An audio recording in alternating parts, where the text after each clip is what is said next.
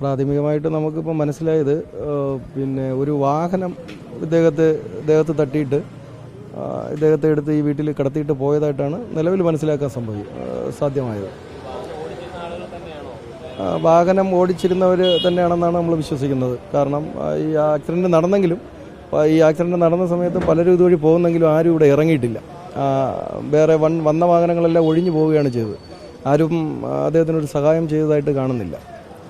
ഇരുട്ടായതുകൊണ്ട് നമുക്ക് ഇപ്പം നിലവിൽ ആരാണെന്നുള്ളത് ബോധ്യമായിട്ടില്ല. ബാക്കിയുള്ള പരിശോധനകൾ ഇരുചക്ര വാഹനമാണ് ഇടിച്ചിരിക്കുന്നത്, അതാണ് മനസ്സിലാവുന്നത്. അതെ അതെ അതെ അതെ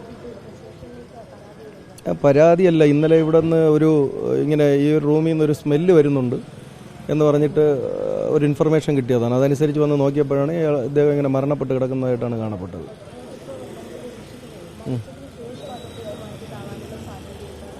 അത് ഇപ്പം നിലവിൽ പറയാൻ കഴിയില്ല. ആക്സിഡൻറ്റ് പറ്റി അദ്ദേഹം റോഡിൽ വീണ് കിടന്ന അദ്ദേഹത്തെ പിന്നെ ഈ ബൈക്കിൽ വന്നവരാണെന്ന് തോന്നുന്നു, അവരെടുത്ത് അകത്തേക്ക് കിടത്തുന്നു. അതാണ് നമുക്ക് തീർച്ചയായിട്ടും ആവാം. അല്ലാതെ വേറെ ഇദ്ദേഹത്തിന് മറ്റെന്തെങ്കിലും വിഷയമുള്ളതായിട്ട് വേറെ ആരും പറഞ്ഞ് കേട്ടിട്ടില്ല. ഒരു പരിധിവരെ അങ്ങനെ ആവാം. ബാക്കി നമുക്ക് പോസ്റ്റ്മോർട്ടം കൂടെ കഴിഞ്ഞാലേ ഇതിനെക്കുറിച്ച് വ്യക്തമായ ഒരു തീരുമാനത്തിൽ എത്താൻ കഴിയുള്ളൂ. ഇല്ല, അങ്ങനെയാണെന്ന് തോന്നുന്നില്ല. അത് ഇനി അന്വേഷണത്തിലേ നമുക്കത് പറയാൻ കഴിയുള്ളൂ. നമുക്ക് ഇനി ഇത് ആരാണെന്ന് വ്യക്തമല്ലല്ലോ. ആരാണെന്ന് മനസ്സിലാക്കിയതിന് ശേഷം അവരെ ചോദ്യം ചെയ്യുമ്പോഴേ വസ്തുതകൾ നമുക്ക് മനസ്സിലാക്കാൻ പറ്റുള്ളൂ. അല്ലാതെ നമുക്ക് മനസ്സിലാക്കാൻ പറ്റത്തില്ല. അല്ല, അത് ഇരുട്ടായിരുന്നതുകൊണ്ട് നിലവിൽ ബുദ്ധിമുട്ടാണ്. അത് വേറെ രീതിയിൽ നമ്മൾ കണ്ടെത്തും. അതിന് വേറെ വഴികളുണ്ട്, അത് നമ്മൾ ഉപയോഗിച്ച് കണ്ടെത്തും.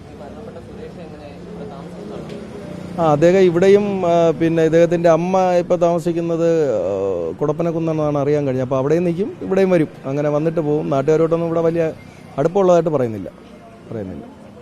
അതെ, മൊത്തം അന്വേഷണം നടത്തും. നമുക്ക് പോസിബിളായിട്ടുള്ള എല്ലാ വഴികളും സ്വീകരിച്ചുകൊണ്ട് തന്നെയാണ് അന്വേഷണം നടത്താൻ ഉദ്ദേശിക്കുന്നത്. എത്രയും പെട്ടെന്ന് കണ്ടെത്താൻ കഴിയുമെന്ന് വിശ്വസിക്കുന്നു. കണ്ടെത്താൻ പറ്റും, അതിൽ തർക്കമില്ല.